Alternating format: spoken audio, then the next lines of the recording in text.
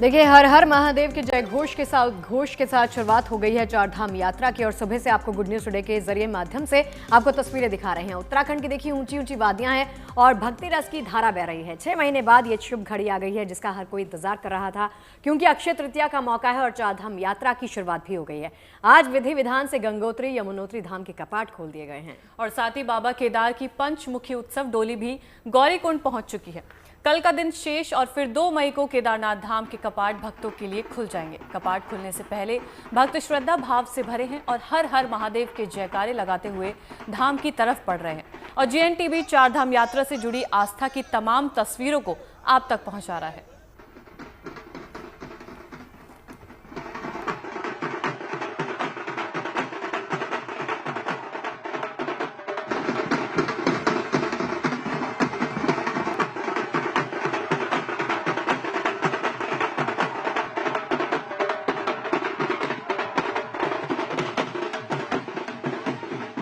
उत्तराखंड में आस्था का सबसे बड़ा महोत्सव प्रारंभ हो चुका है।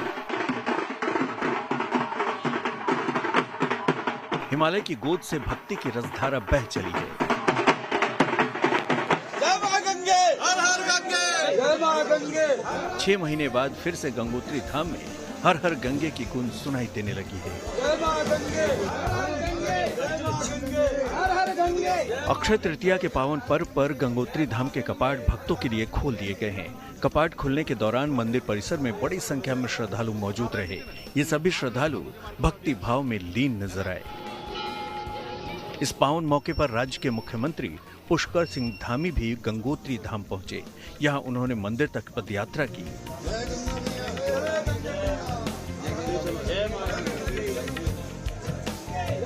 फिर गंगा मंदिर में विधि विधान से पूजा कर देश और राज्य की सुख समृद्धि का आशीर्वाद मांगा।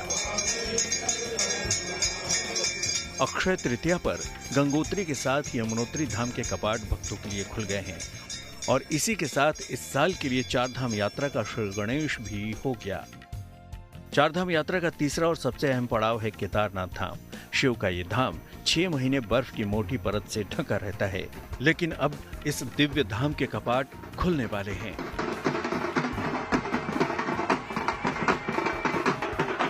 आज बाबा केदार की चल विग्रह डोली फाटा से गौरीकुंड पहुंच चुकी है। डोली के साथ बड़ी संख्या में भक्तों का काफिला साथ चलता रहा। भोले के भक्तों ने हर हर महादेव के जयकारे लगाए। इस वक्त आप देख सकते हैं इन वादियों में सिर्फ एक ही गूंज सुनाई दे रही है और वो है बम बम भोले की। हम पहुंच चुके हैं फाटा और फाटा में आप देख सकते हैं बाबा केदार की जो पंचमुखी डोली है वो यहां से निकल चुकी है। बाबा के तमाम भक्त उनके साथ साथ जा रहे हैं। जो मुख्य रावल है, पुजारी है, वो पूरे विधि विधान से अभी फाटा में रात्रि विश्राम हुआ था, वहां से अब विधि विधान से पूजा अर्चना के बाद ये डोली आगे निकल रही है। इसके बाद आपको हम बता दें कि गौरीकुंड में रात्रि विश्राम होगा, जिसके बाद बाबा केदार की डोली सीधे केदारनाथ धाम में जाकर के रुकेगी और 2 तारीख को कपाट खोलेंगे, जिसके बाद भक्त बाबा केदार के दर्शन कर पाएंगे।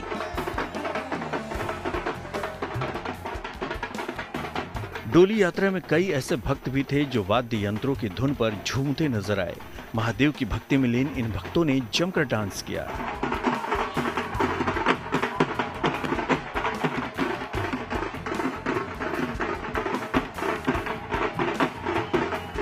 यहाँ पर देखिए किस तरह से पूरे जोश के साथ तमाम श्रद्धालु नाच रहे हैं, गा रहे हैं, उत्सव मना रहे हैं। कहाँ से आए आप? मेरठ। मेरठ हाँ। तो खास करके इस यात्रा। हाँ बिल्कुल। कितना जोश। और देखो आप देखो।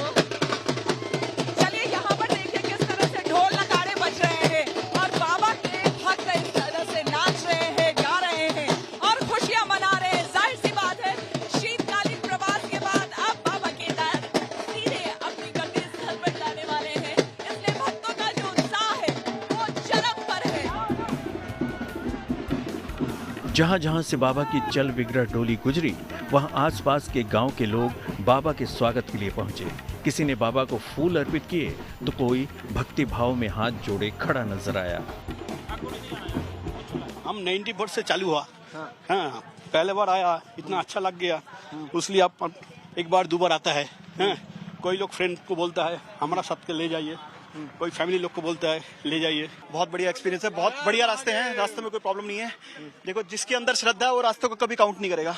लोगों की तादाद जिस तरह से हर साल बढ़ती जा रही है वो अपने आप में सबसे बड़ा समाज में सुधार का संकेत है। तो हर साल लोगों की भीड़ बढ़ती जा रही है और लोगों की जिस श्रद्धा और भाव से वो आते हैं वो बढ़ता ही जा रहा है। वो अपने आप में मेरे को लगता है उसके अलावा कुछ बताने की क्या जरूरत ही नहीं है कि क्या। 3 साल हो गए, आज चौथा साल है हमारा और हम हर साल है ना इस तरह से आते हैं कि हम लोग फाटा से उनको ज्वाइन करें और गौरीकुंड तक चलते रहे। इस तरह से हम लोग हर साल का सेटिंग करते हैं। बाबा केदार की पंचमुखी डोली आज गौरीकुंड में गौरी मंदिर में विश्राम करेगी। इसके बाद गुरुवार सुबह बाबा केदार की डोली अपने धाम के लिए प्रस्थान कर जाएगी।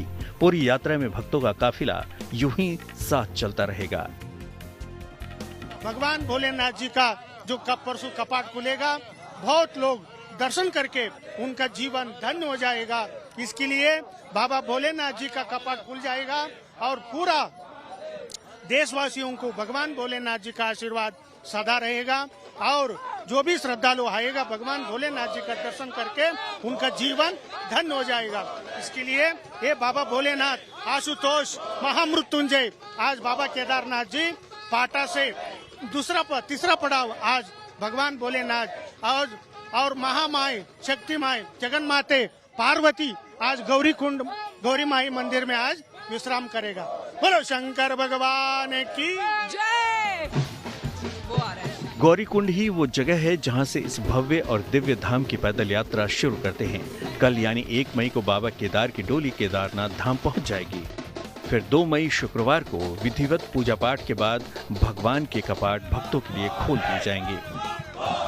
फाटा से श्वेता झा और सुशांत मेहरा के साथ bureau report, good news today. तो बेहद खूबसूरत तस्वीरें। आप में से कोई गया है कभी चारधाम यात्रा या कहीं भी किसी जगह, चारों धामों में से किसी एक जगह? मैं नहीं गई हूँ पर मेरा मन है। अभी तक तो सौभाग्य प्राप्त नहीं हुआ, लेकिन श्वेता को देखकर, तस्वीरें देखकर तो जरूर मन करता है कि एक बार तो जाना चाहिए। हाँ, लेकिन डिफिकल्ट बहुत होता है ना वहाँ अरे अब तो बहुत लंबा है। रास्ता आप अपनी गाड़ी से भी तय कर सकते हैं। अब पैदल वाला रास्ता काफी कम सुविधाएं बढ़ गई है ना ज्यादा पुराने मतलब पहले के मुकाबले, और इसीलिए पिछले साल आपने देखा भी होगा सुविधाएं बढ़ी हैं और बड़ी संख्या में लोग वहां पहुंचे शुरू होते हैं। और चलिए सीधा तस्वीरें दिखाने के लिए श्वेता झा हमारे साथ जुड़ गई हैं। श्वेता, सुबह से और अब की तस्वीरों में कितना अंतर नजर आ रहा है? श्रद्धालुओं की तादाद कितनी बढ़ी है और क्या कुछ सुविधाओं में आप बदलाव देख पा रही हैं?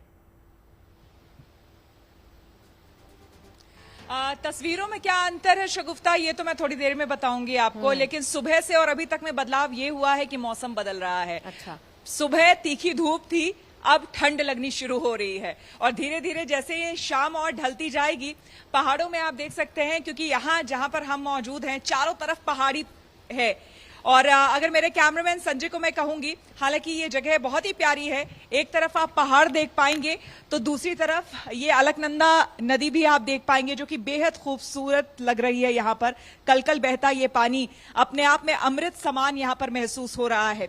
तो आपको बता दें धीरे धीरे यहाँ पर जो है अब ठंड बढ़नी शुरू हो रही है और मौसम बहुत जल्दी यहाँ पर पैक हो जाता है, घना कोहरा भी छाता है इन इलाकों में खास करके, इसीलिए देर रात आप यहां पर ट्रैवल नहीं कर सकते हैं। और अब आपको अगर हम तस्वीरों की वैसे बात करें तो आपको बता दें कि तस्वीरें मैं अपने कैमरामैन फिर से संजय को कहूंगी कि जरा दिखाइए। हम गौरीकुंड के अब रास्ते पर है, आगे हम बढ़ रहे हैं। गौरीकुंड वही जगह है जहां पर आज बाबा की डोली जो है वो रात्रि विश्राम करने वाली है और तस्वीरों में आपको हम दिखा रहे हैं यही वो रास्ता है जहां से अब रजिस्टर्ड जो गवर्नमेंट रजिस्टर्ड गाड़ियां हैं यहां से यात्रियों को लेकर के गौरीकुंड की ओर रवाना होंगी, क्योंकि यही वो जगह है जहां तक बाहर की गाड़ियां जो है वो आ सकती हैं। सोनप्रयाग की गाड़ियां सोनप्रयाग तक बाहर की गाड़ियां आ सकती है और यहां पार्क करने के बाद आपको जो गवर्नमेंट रजिस्टर्ड गाड़ियां हैं वो इसी रास्ते से गौरीकुंड लेकर जाएगी और गौरीकुंड से कल से आप कह लीजिए कि एक तरह से यात्रा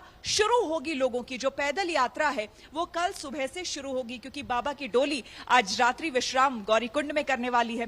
हम भी कोशिश करेंगे कि हम भी जल्दी जल्दी वहां पर पहुंचे और एक बार फिर से डोली के भी दर्शन हो और तमाम यात्रियों से भी हमारी मुलाकात हो पाए और उनसे भी बात हो पाए, क्योंकि ऐसे ऐसे यात्री हमें मिल रहे हैं। अभी हमने दिखाया भी और आगे भी हम बताने वाले हैं, कुछ यात्री ऐसे हैं जो अपनी उम्र से ज्यादा बार जो है वो यात्रा कर चुके हैं, कुछ कन्याकुमारी से लेकर के यहाँ तक आए हैं, पहुंचे हैं जल चढ़ाने के लिए बाबा को।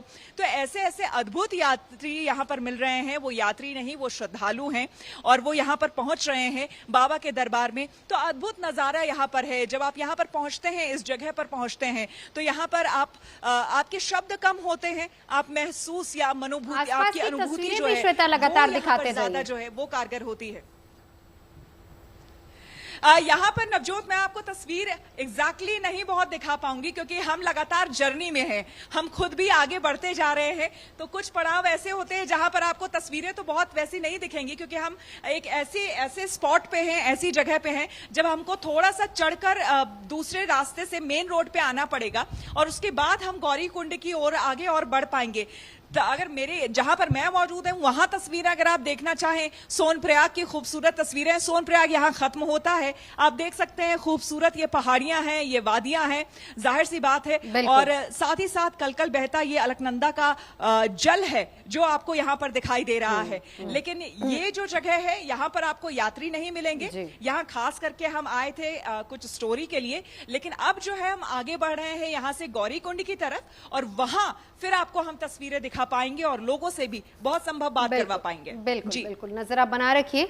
बहुत शुक्रिया। जाहिर सी बात है कि शाम हो रही है, मौसम भी ठंडा हो रहा है और ऐसे में जो यात्री हैं उनको भी यही है कि जल्दी से जल्दी गौरीकुंड पहुंचे जहां पर विश्राम करेगी डोली। तो लगातार हम आपको चारधाम यात्रा से जुड़ी तस्वीरें दिखाते रहेंगे। आज विधिवत शुरुआत हो गई है। बद्रीनाथ मंदिर के कपाट 4 मई को खुलने वाले हैं, जिसको लेकर वहां भी तैयारियां अंतिम चरण में है। वहीं इस बार कई नए नियम कायदे भी हैं। बद्रीनाथ धाम में आपको, अगर आप जाने वाले हैं तो आपको ये नए नियम कायदे फॉलो भी करने होंगे। दरअसल बद्रीनाथ मंदिर परिसर में किसी भी तरह की फोटोग्राफी, वीडियोग्राफी, कॉलिंग की मनाही के साथ जुर्माने का प्रावधान रखा गया है। यानी जो भी श्रद्धालु या फिर स्थानीय फोटो या फिर वीडियो बनाएगा उस पर 5,000 रुपए का जुर्माना रखा गया है। इसके साथ ही मंदिर परिसर में वीडियो कॉलिंग करने की भी इजाजत नहीं होगी और इन सब नियमों को लागू करने के पीछे मंदिर परिसर में अव्यवस्था फैलने की आशंका का जिक्र किया गया है और ऐसी स्थिति से बचने के लिए ही ये एहतियातन कदम उठाए गए हैं। और अगर आपको याद हो तो पिछली बार जैसे हम लोगों ने देखा था बद्रीनाथ और केदारनाथ में जो श्रद्धालु थे उनसे ज्यादा टूरिस्ट वहां पहुंचे थे रील बनाने के लिए। और अगर आपको याद हो तो ये मुद्दा गुड न्यूज टुडे ने उठाया था बार बार कि अगर श्रद्धालु वहां पर जा रहे दर्शन करने के लिए तो एटलीस्ट आप रील नहीं बनाइए ना, क्योंकि आप वहां आस्था के भाव से वहां पर जाते हैं, क्योस क्रिएट कर देते हैं। और इस बार इसको रूल के तौर पर वहां पर अपना लोग कोशिश करते हैं ना कि वो पीछे का व्यू ले लें, फोटो डाल दें और उसके बाद इंस्टाग्राम पर रील कल्चर, रील वाली भीड़ ज्यादा रहती है ना वहाँ। बिल्कुल, इसीलिए नियम भी बना दिए गए हैं। लेकिन आज देखिए अक्षय तृतीया का शुभ दिन है और इस दिन किसी भी धातु की खरीदारी, किसी काम की शुरुआत शुभ मानी गई है। ऐसे में देश के कई शहरों में इस परंपरा को निभाया गया है, लेकिन अलग अलग रूपों में। जहां अयोध्या की सरयू नदी और वाराणसी में अक्षय तृतीया पर श्रद्धालुओं ने पुण्य स्नान किया, तो भुवनेश्वर में भी बेहतर खेती बाड़ी के लिए सीएम मोहन चरण मांझी ने अनूठी परंपरा निभाई है। वहीं शादी के इस सीजन में अकेले दिल्ली में ही आज के शुभ दिन 21,000 शादियां हो रही हैं। साथ ही आज अक्षय तृतीया पर ज्वेलरी मार्केट भी ग्राहकों से भरा हुआ है। गोल्ड की खरीदारी भी लोग करते हैं। हालांकि आजकल सोना महंगा जरूर हो गया है, आम लोगों की पहुंच से दूर भी है, लेकिन अक्षय तृतीया के खास मौके पर सोना और कोई भी धातु की खरीदारी बेहद शुभ मानी गई है। इसलिए इस परंपरा को निभाते हुए लोग सोना कितना खरीद पा रहे हैं, मार्केट में खरीदारों के लिए क्या और बेहतर ऑप्शंस और ऑफर्स मौजूद हैं, चलिए जानते हैं। 30 अप्रैल अक्षय तृतीया आज का दिन है, जो कि साल का सबसे शुभ दिन माना जाता है और कहा जाता है कि इस दिन अगर कोई व्यक्ति कोई भी धातु लेता है तो उसके घर में लक्ष्मी आती है। और इसीलिए हम भी जयपुर के एक ज्वेलरी स्टोर रायू बाय टाटीवाला गहना में है, जहाँ पे भी हम देख सकते हैं कि लोग बाग शॉपिंग शुरू कर चुके हैं, क्योंकि सोना लेना, चांदी लेना, कोई भी धातु लेना बहुत ज़्यादा शुभ है। तो एक जरिया बन गया है, अगर किसी का कोई पर्पस भी है, कोई लेने वाला हो, किसी के घर में शादी भी हो, तो भी वो लोग आज का दिन ज़्यादा चुन रहे हैं ये शॉपिंग करने के लिए, क्योंकि शुभ माना जा रहा है, लक्ष्मी का प्रतीक है।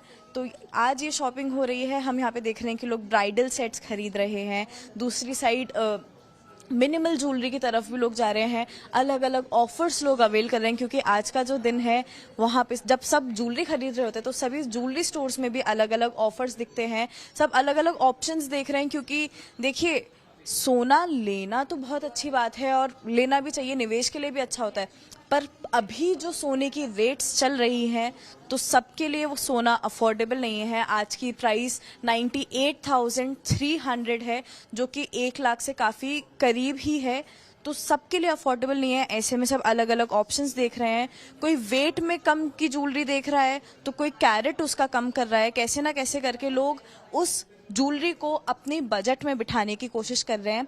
ऐसे में अभी हमारे साथ में श्वेता जी हैं जो हमें बताएंगी कि इस बार क्या नए ऑफर्स वो लेके आई हैं, क्योंकि आज का जो शुभ दिन है उसमें ऑफर्स तो सभी के लिए बनते ही बनते हैं। श्वेता जी, आप क्या ऑफर लेके आई हैं? मैम देखिए, अभी हमारे पास एक ब्राइडल क्लाइंट है यहाँ पे, आप देख रहे होंगे ब्राइडल ज्वेलरी हमने रखी हुई है। She is liking this set a lot. तो क्या हमारा ये ऑफर चल रहा है कि हम लोवेस्ट गोल्ड प्राइस में अभी हम दे रहे हैं। तो अगर समझिए इसका अभी अगर हमारा नेट वेट है आपका दैट इज 134, तो ये आपको आ रहा है करीबन 12 लाख का खाली सोना। और यही अगर आज की प्राइस से हम करेंगे तो ये आएगा आपका करीबन 14 लाख के आसपास। तो ये जो 2 लाख का हम आपको डिस्काउंट दे रहे हैं वो गोल्ड प्राइस पे दे रहे हैं ma'am, just for Akshaya Tritiya.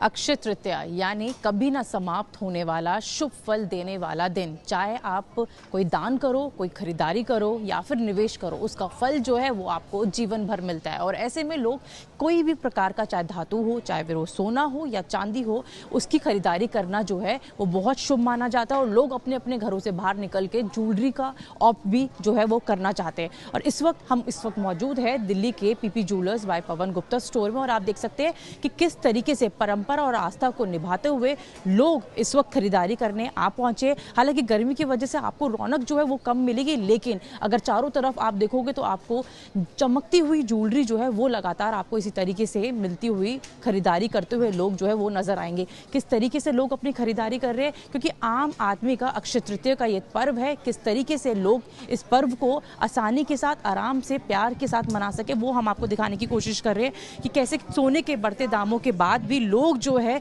इस परंपरा को निभाने के लिए घरों से बाहर निकले और खरीदारी करने के लिए आप पहुंचे। लेकिन बढ़ते दामों की जो असर है वो लोगों की जेब पर भी पड़ा है, तो लोग अब लाइट वेट ज्वेलरी जो है वो ऑप्ट करना जो है वो पसंद कर रहे हैं, चाहे फिर वो 1 ग्राम की चीज हो या 2 ग्राम की चीज हो। लोग वॉल्यूम जो है उन्होंने अब कम कर दिया है कि हम ज्यादा महंगी, ज्यादा बड़ी चीज ना लेते हुए हम कोई छोटा करें। तो हर कोई जो है अपने अपने स्टोर्स में नए नए तरीके से ऑफर निकाल रहा है। अगर इस जगह की मैं बात करूं तो यहाँ पे आपको तमाम ऐसी चीजें मिलेगी जहां पर आपको 1 ग्राम में 2 ग्राम की इन्होंने रिंग्स हो या फिर इयररिंग्स हो, तमाम इस तरीके के ऑप्शन में निकाल रखे हैं। आप देख सकते हैं कि किस तरीके से आपको तमाम वैरायटी मिलेगी रिंग्स की, ताकि लोग जो है कम बजट में भी चीजें आराम से खरीद सके। तो अभी जो लोग सोच रहे हैं कि सोना सस्ता होगा, तो उनके लिए ये गलतफहमी है, क्योंकि आने वाले दिनों में चाहे फिर वो धनतेरस की बात की जाए और शादी ब्याह का सीजन लगातार चल रहा है, तो सोने के जो दाम है वो लगातार बढ़ते जो है वो जाएंगे। इसीलिए ये अभी शुभ मौका है। और वैसे भी अक्षय तृतीया के दिन कुछ भी खरीदना जो है बहुत शुभ माना जाता है,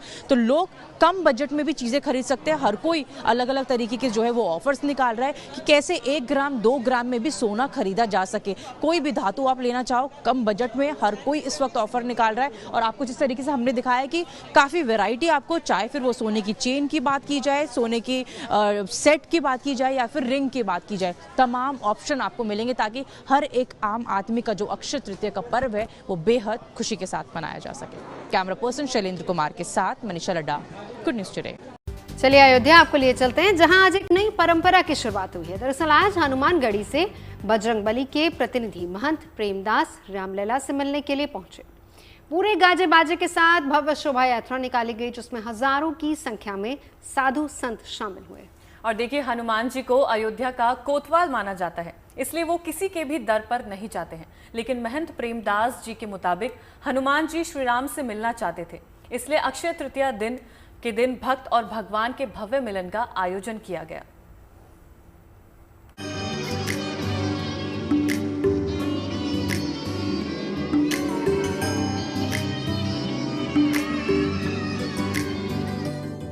त्रेता युग से लेकर कलयुग तक श्रद्धा और भक्ति का प्रतीक बना हुआ है अयोध्या का पावन तीर्थस्थल हनुमानगढ़ी। जैसा हजारों साल पहले था, आज भी वैसा ही जीवंत है। अयोध्या में आज एक नई परंपरा की शुरुआत हुई है और ये परंपरा भगवान श्री राम और उनके अनन्य भक्त हनुमान जी से जुड़ी हुई है। अयोध्या में हनुमान जी के प्रतिनिधि हनुमानगढ़ी के गद्दी नशीन महंत को माना जाता है। ऐसे में महंत प्रेमदास जी आज पहली बार रामलला के दर्शन के लिए निकले। महंत प्रेमदास जी बग्घी पर सवार थे। साधु संत से लेकर अयोध्या की जनता इस भव्य दिव्य यात्रा में शामिल भी हुई और गवाह भी बनी। अयोध्या के राजा श्री हनुमान जी महाराज हैं और हनुमान जी जैसे राजा चलता है तो सारा समाज चलता है। ऐसी दशा में आज उस राजा की गद्दी सवारी चल रही। रामलला तो बालक रूप में है और बालक की रक्षा और उनकी सारी सेवा हनुमान जी महाराज करते हैं। अयोध्या के लिए ये अविस्मरणीय पल है, अविश्वसनीय है। पूरे धूमधाम से निकली इस यात्रा का कई जगह लोगों ने पुष्प वर्षा कर स्वागत किया। पूरे गाजे बाजे के साथ घोड़ों से लेकर ऊंट तक इस यात्रा की शोभा बढ़ा रहे थे। तो भव्य शोभा यात्रा में शामिल भक्त अपनी कला का भी प्रदर्शन कर रहे थे। गाजे बाजे के साथ में बहुत ज्यादा लोगों में जोश है।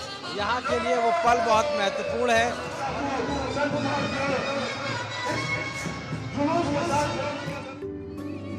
जानकारी के मुताबिक महंत प्रेमादास जी को कई दिनों से ये स्वप्न आ रहा था कि उन्हें रामलला के दर्शन करने चाहिए।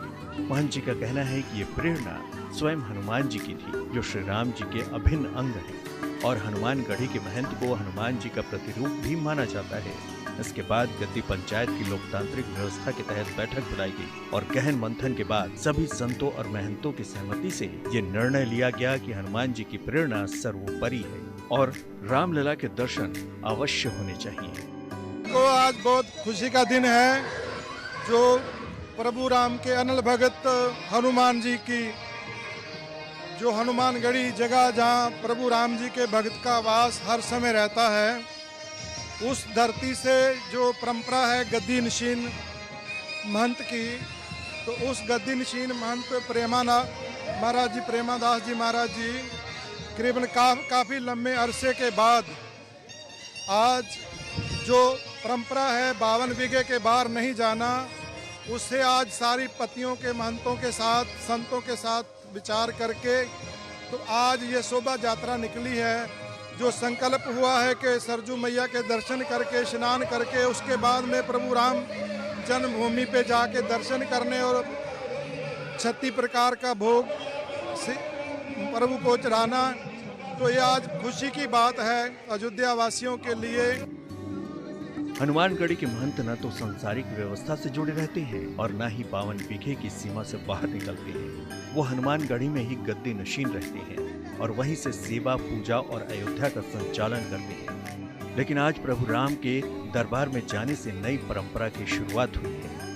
पहला ऐतिहासिक ऐसा पल है अयोध्या वालों के लिए कि उनके सामने पहली बार महंत प्रेमदास बाहर निकल कर आए हैं, क्योंकि वो अपने उस जो परिसर है उससे बाहर कभी नहीं निकलते हैं। ये एक परंपरा है कि जो हनुमानगढ़ी के जो महंत होते हैं वो कभी भी उन परंपराओं में बंधे रहते हैं, जिससे कि वो ना ही किसी सांसारिक कहते हैं उसके कनेक्शन में रहते हैं, सांसारिक जिससे जुड़े रहते हैं। करीब 500 साल के बाद अयोध्या में राम मंदिर का निर्माण हुआ है। शायद इसीलिए हनुमान जी ने गद्दी नशीन को राम जी से मिलने की प्रेरणा दी है। इसीलिए इस शोभा यात्रा के जरिए हनुमान जी प्रभु श्री राम का दर्शन करने के लिए पहुंचे, वो भी अपनी जनता के साथ। राम मंदिर का निर्माण हुआ है तो राम मंदिर भी हनुमान जी को जाना चाहिए, क्योंकि 500 वर्ष के त्याग तपस्या के बाद राम मंदिर का निर्माण, इसके नाते हनुमान जी महाराज ने प्रेरणा दिया गद्दी नशीन जी को और बाजा गाजा निशान के साथ में हम लोग गद्दी नशीन जी के नेतृत्व में हनुमान जी को ले चल रहे हैं राम जी से मिलवाने। हनुमानगढ़ी से निकलकर शोभा यात्रा सरयू घाट पर पहुंची, जहां पर शोभा यात्रा में शामिल संतों और महंत प्रेमदास ने पवित्र स्नान किया और उसके बाद रामलला के दर्शन पूजन के लिए चले गए, जहां पर प्रभु श्री राम को हनुमानगढ़ी की तरफ से 56 भोग अर्पित किया गया और भव्य पूजा अर्चना की गई। Ashish Srivastava, Ayodhya, good news today. Uttar Pradesh के सहारनपुर से एक ऐसी ही तस्वीर सामने आई है जो न सिर्फ समाज की सोच बदल रही है बल्कि बेटियों को सशक्त बनाने की मिसाल भी पेश कर रही है। यहाँ एक पिता अपनी 2 नन्ही बेटियों को कुश्ती की ट्रेनिंग दे रहे हैं। बेटियों की उम्र महज 8 और 12 साल है, लेकिन उनके हौसले और दमखम को देखकर आप दंग रह जाएंगे।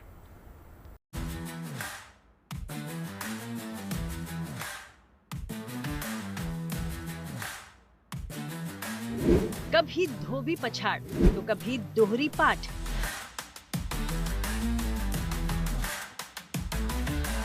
देसी अखाड़ा, देसी दांव और देसी छोरियों का दम। घर के आंगन में अखाड़ा, मिट्टी की खुशबू, हौसले और जज्बे की महक। साथ में है दुनिया जीतने का भरोसा और एक पिता का अधूरा सपना। सुबह की पहली किरण जब सहारनपुर की गलियों से टकराती है, तब एक घर के आंगन में गूंजती है कुश्ती की थाप और उस थाप में छुपा है एक पिता का सपना और 2 बेटियों का जुनून। इनको सिखा रहा हूँ मैं, 3 साल हो गए इनको सिखाते और मैं सोच रहा हूँ मगर ये गोल्ड मेडल जीत कर लाए, भारत का नाम रोशन करें, हमारा भी नाम रोशन हो, साथ में हमारे गांव का भी, ग्वांड का भी, भारत का भी, सबका नाम रोशन हो। कहते हैं जहाँ चाह होती है वहाँ राह भी होती है और जब साथ पिता का हो तो बेटियाँ आसमान भी छू सकती हैं। सहारनपुर से आई ये तस्वीरें आपको सोचने पर मजबूर कर देंगी। ये प्रेरणा मुझे मेरे माता पिता ही देते हैं और कहते हैं कि ओलंपिक लाना है, अपने देश के लिए गोल्ड मेडल जीतना है। इन बेटियों के लिए गुड़ियों का खेल अब बीते जमाने की बात है। अब ये कुश्ती के दाव पेच सीखती हैं। मिट्टी की खुशबू में पसीना मिलाकर जब ये बेटियां दांव चलती हैं तो लगता है कि ये सिर्फ कुश्ती नहीं लड़ रही, एक पिता के अधूरे सपनों को नए पंख दे रही हैं। दोनों बेटियों की ये कहानी न सिर्फ एक पिता के अधूरे सपने की दास्तान है, बल्कि उनके संघर्ष और समर्पण की अनोखी मिसाल भी है, जिन्होंने बेटियों को ट्रेनिंग देने के लिए अपना सब कुछ न्योछावर कर दिया। सपना लड़की पूरा कर देंगी, लड़की सपना पूरा कर देंगी, सपने से भी ऊपर पहुंचा देंगी, इतनी अच्छी हैं। जो कभी गुड़ियों से खेलती थी, आज मिट्टी में लौट कर दांव पेच सीख रही हैं। ये दोनों बेटियां सिर्फ कुश्ती नहीं लड़ रही, बल्कि एक सोच से लड़ रही हैं। उस सोच से जो आज भी बेटी को कमजोर समझती है, लेकिन वो भूल जाती है कि जब उसी बेटी को पंख मिलते हैं तो वो आसमान में इतनी ऊंची उड़ान उड़ती है जहां पहुंचना आसान नहीं होता। सहारनपुर से राहुल कुमार के साथ bureau report, good news today.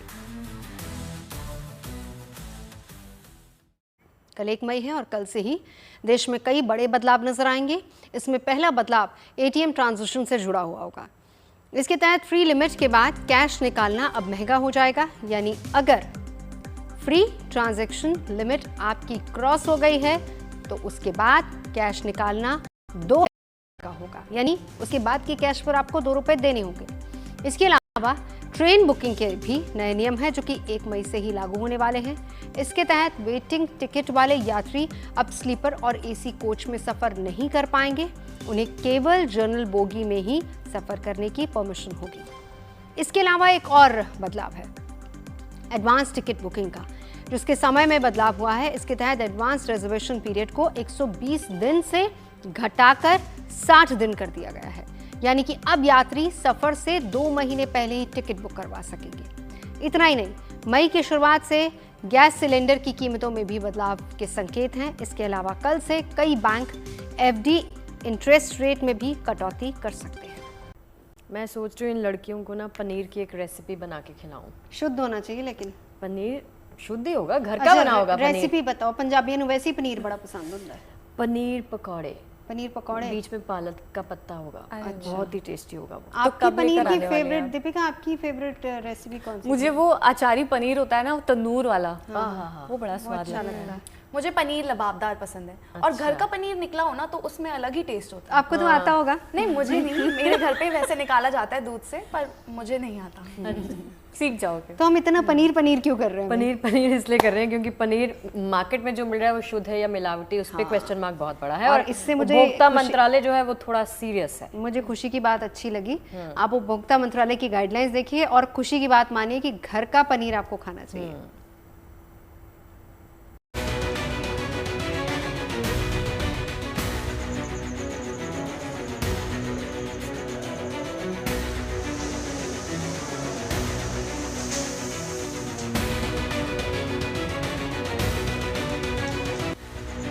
घर की रसोई से लेकर ढाबों और रेस्टोरेंट तक पनीर से बनी डिशेज खाने पीने के शौकीनों का अहम स्वाद होती हैं। लेकिन जो पनीर आप खा रहे हैं वो शुद्ध है या मिलावटी? क्या ये पनीर आपकी सेहत को नुकसान तो नहीं पहुंचा रही? उपभोक्ता मामलों के मंत्रालय पनीर की गुणवत्ता को लेकर फैसला ले सकता है। जानकारी के मुताबिक उपभोक्ता मंत्रालय पनीर को लेकर दिशा निर्देश जारी करने पर विचार कर रहा है, जिसके तहत होटलों और रेस्तरां को ये साफ तौर पर बताना होगा कि पनीर के जो व्यंजन वे ग्राहकों को परोस रहे हैं उनमें इस्तेमाल किया गया पनीर एनालॉग है या पारंपरिक।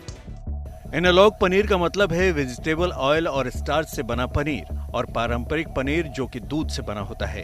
एनालॉग पनीर में लो क्वालिटी के वेजिटेबल ऑयल के साथ साथ केमिकल का इस्तेमाल किया जाता है जो कि सेहत के लिए नुकसानदेह है।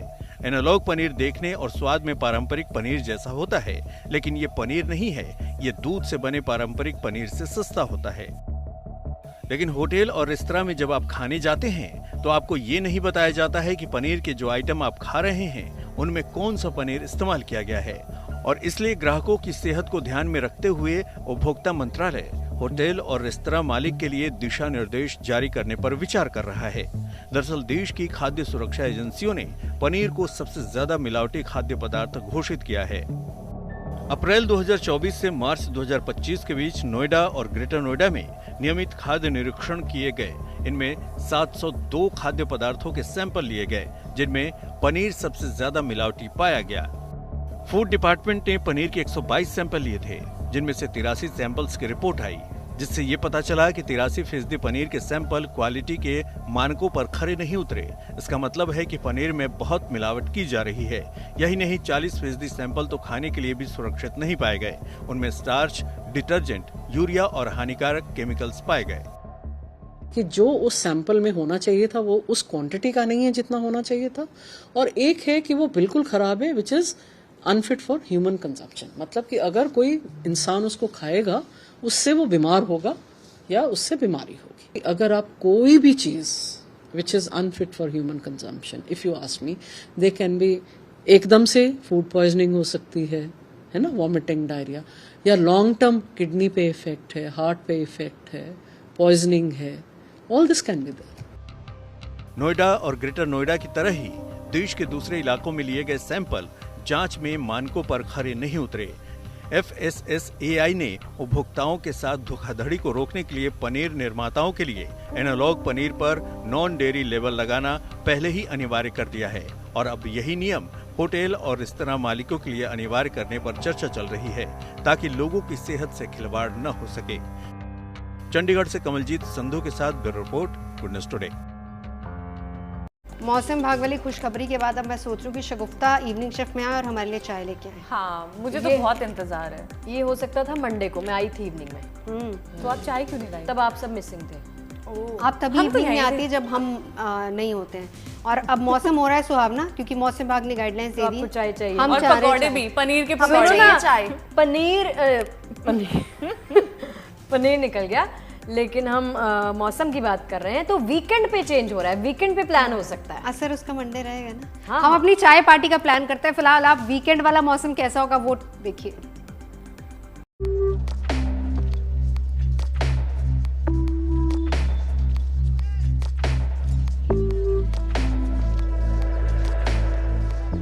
तेज धूप और गर्म हवाओं के बीच बादलों की लुका छिपी के साथ दिल्ली एनसीआर में मौसम की आंख मिचौली जारी है। अप्रैल महीने की शुरुआत से ही बेतहाशा गर्मी दिल्ली एनसीआर में लोगों को परेशान कर रही थी, लेकिन अब मौसम विभाग से राहत भरी गुड न्यूज आ रही है। मौसम विभाग का अनुमान है कि दिल्ली एनसीआर में मई के महीने की शुरुआत सुहाने मौसम के साथ होने वाली है। मौसम के इस करवट की अब आहट भी महसूस होने लगी है। सुबह और शाम के तापमान में राहत के संकेत मिलने लगे हैं। वीकेंड पर बारिश के बाद मौसम और सुहाना होने की उम्मीद है। अगर आप एनसीआर दिल्ली की बात करें तो एनसीआर दिल्ली में भी आने वाले दिनों में जो टेम्परेचर्स है वो 28 और 30 के बीच रहने का अनुमान है। और उसके बाद 2 तारीख से वहाँ भी थंडरस्टॉर्म, हल्का फुल्का light rain activity NCR Delhi में भी हो। मौसम विभाग का ये भी मानना है कि आने वाले दिनों में दिल्ली एनसीआर में हीट वेव चलने की भी संभावना नहीं है। अधिकतम तापमान भी 37 डिग्री के आसपास ही बना रहेगा। इस दौरान कुछ जगहों पर आंधी भी आ सकती है। दिल्ली ही नहीं, मई महीने की शुरुआत में पूर्वोत्तर भारत के कई राज्यों में बारिश की संभावना है। पश्चिम बंगाल, बिहार में तेज हवाओं के साथ बारिश हो सकती है। इसके साथ ही उड़ीसा, केरल और तमिलनाडु जैसे तटीय राज्यों में भी आंधी के साथ तेज बारिश होने के आसार हैं। Bureau report, good news today. तो आज का मुकाबला है सीएसके वर्सेस पंजाब। आप किसकी तरफ हैं? May the best team wins. अरे मुझे लगा था पंजाब कहेंगे। मैं तो भाई धोनी के साथ हूं। इसने फन गली के एंकर वाला काम लेकिन धोनी हालांकि no doubt Chennai Super Kings best है, but being a Punjabi Punjab important match Punjab के लिए है, लेकिन सीएसके फैंस एमएस धोनी के लिए एक्साइटेड है। तो चलिए आपको ब्रेक के बाद लेकर चलेंगे आईपीएल फन गली में।